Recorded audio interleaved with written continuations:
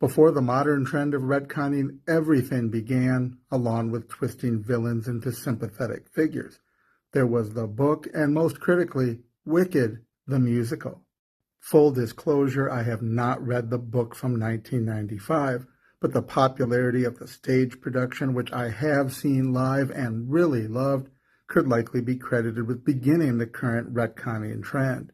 Wicked stands out, though, not only in being a very early, famous example, but being extraordinarily well done. The stage version was brilliantly nuanced. You might have called it classically liberal right from the beginning.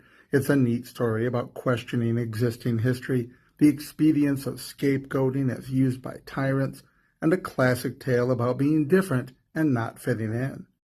These sorts of things are among the classic, even ancient templates of stories we always tell that are able to be personal or applicable by everyone hearing, reading, or viewing them. They foster understanding and generate empathy. For most of the recent nearly 20 years, these classical liberal themes have been co-opted by the woke. And before someone yet again out there says you can't even define woke, woke is the Marxist economic dialectic of the haves versus the have-nots, reworked to apply to anything and everything, religion, national identity, even sexuality, splitting everybody into classes that must be locked into perpetual struggle like the bourgeoisie and the proletariat. Like all Marxists, the woke are not able to interpret any of the events of their life, the world, or history except through this dialectic lens. Wicked, the movie from 2024, is a perfect example of this. First, I'd like to say Ariana Grande, though I don't know what's happening to her health as she is sadly becoming mummified before our eyes, has an amazing voice and delivers a spot-on perfect performance of Galinda. Everyone else is adequate to mediocre. Jeff Goldblum is always just Jeff Goldblum ever since the first Jurassic Park, and honestly, he's a little too spot-on to have been put in this role of a charlatan. He's so perfect for it, but it makes it just too obvious.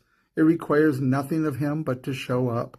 But not only do the musical performances lose something when they're not live, the brilliant means by which the stage production produced its effects are now buried beneath big-budget and computer-driven tech. While it should be visually stunning, it actually makes it feel cheap compared to the skill set required for the stage. But the biggest problem with this version is that it goes out of its way to be woke. Elphaba is brilliantly odd, and she's green, a gag that is both humorous and poignant because no one's green. Making her suddenly black for the movie, as well as suddenly adding a whole array of homosexuals at the school, are perfect examples of woke ideology declaring loudly that you cannot empathize, interpret, or apply this story in any classical way, but we, the anointed woke, will tell you exactly what it must mean and the only possible way to understand it, and of course this cheapens it, as it always does. When you totally ignore, as they do, that sexuality has a nature, morals, and values component, when you twist Elphaba to be about one particular group identity, when you embrace this woke version of inclusion, it means excluding literally everybody else for the entirety of human history. To be fair, this is the same reason it's really hard for Christian studios to make movies about Christianity and not have them suck. When the message completely replaces the medium, there's no art. The subtlety is in opening people's minds and making them think. Just screaming the message at them slams the door for anyone that doesn't already agree and only appeals to those who already do.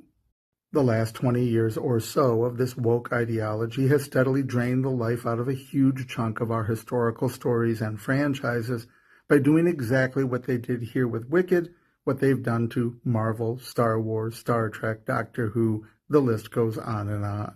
The pathetic recycling of memes on social media with captions of old comic books of Superman or the X-Men talking about equality, etc., only highlights the fact that what Marxist woke has taught us is to now be suspicious of those things in hindsight. They have poisoned the well of classical liberal thinking. They have poisoned by retconning the great stories of our time.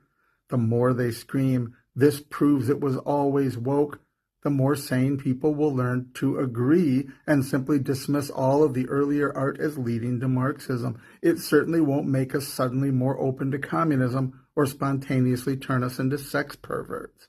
For much of the 2024 Wicked, I found myself cringing. It is such a shoddy, ideologically driven version. A couple of standout musical numbers with Ariana Grande's voice behind them were nice, but still not nearly as good as live. All great stories have a moral of the story behind them, but these messages need to literally be moral. You cannot turn weirdos into heroes or villains into good guys. It is inherent in the nature of humanity and our history that certain templates always stick with us. The quest, the hero's journey, a father seeing his legacy in his son, the son fulfilling or even setting right his father's legacy, service to people and nation, being an outsider, earning your place inside, doing what's right and honest when it's not convenient, persevering with courage. You can't replace these templates with hatred of father, hatred of family, hatred of nation, hatred of biology, glorification of lying, cheating, stealing, and calling it equity. Normal, sane people will never buy it. They'll never be convinced by it. They'll never be duped by it.